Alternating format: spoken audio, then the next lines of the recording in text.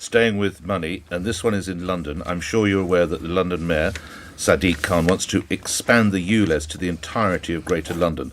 There are major concerns in the care industry and others that people simply won't be able to afford to work in London. Do you support the charge?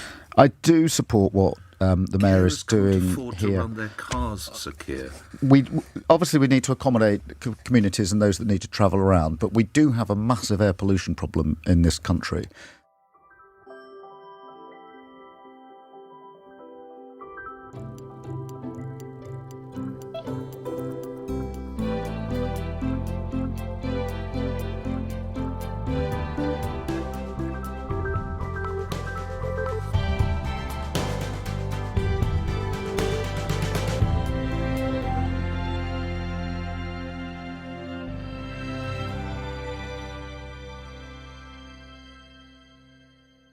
Have to choose now between Davos or Westminster.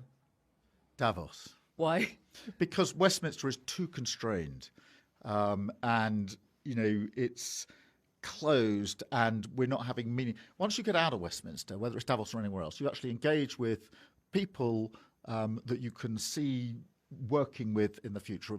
Westminster is just a tribal shouting place. We've been talking to CEOs, international CEOs of Lloyd's, Morgan Stanley, JP Morgan. Surprised that your Prime Minister didn't show up to Davos? Yes, I think our Prime Minister should have showed up at Davos. I absolutely do. Discussion about what the new world order will be, or how, even in the context of our new Helsinki. We have to take care of the rules of the international law and really respect that, and not change it in a time when there are countries that choose the way not to respect them. And Russia chose that way. So we have countries that are respecting the rules, and we have countries that are respecting their national interests going beyond the rules. And that is what is happening, and we have to take into consideration the world order. May say that's a tad hypocritical, particularly when the science shows that private jet emissions quadrupled during Davos last year.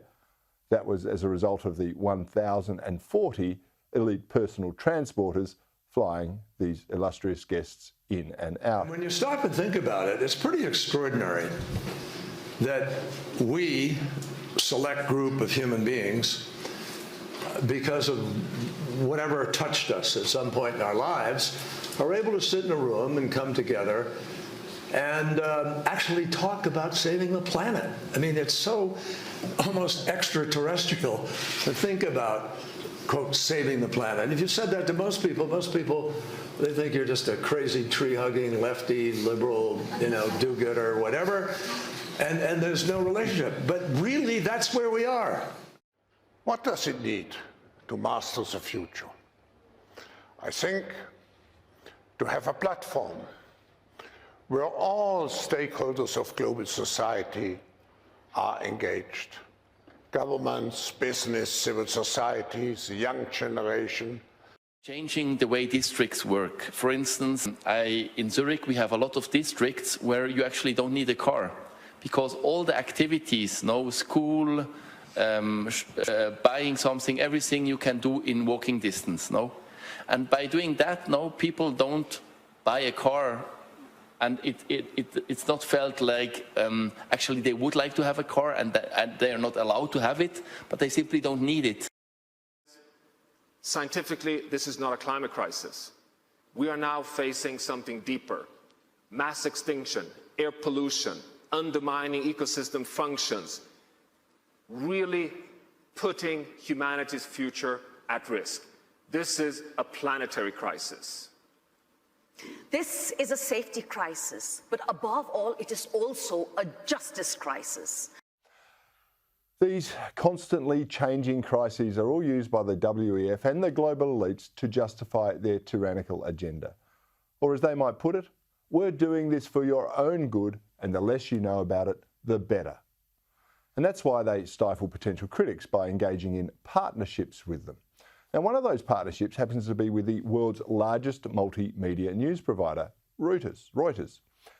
Now, conveniently, the partnership with Reuters introduces the exclusive hosting of video, audio, text and photo content from more than 100 live sessions at the Davos agenda, making the content then available to hundreds of global media publishers. Indeed, the overall agenda seems to be one of driving people out of the real world, I guess, and into living virtual lives via what they call the metaverse, or as the WEF acolytes put it, the Digital Global Collaboration Village. Now, according to Klaus Schwab, you can trust this WEF initiative because Interpol are on board. A question to Mr. Schwab. I think the metaverse is a great tool to reinvent the way we work. But in general, my question is, in the moment we see quite a big decline in trust in political institutions and also in their relatives worldwide.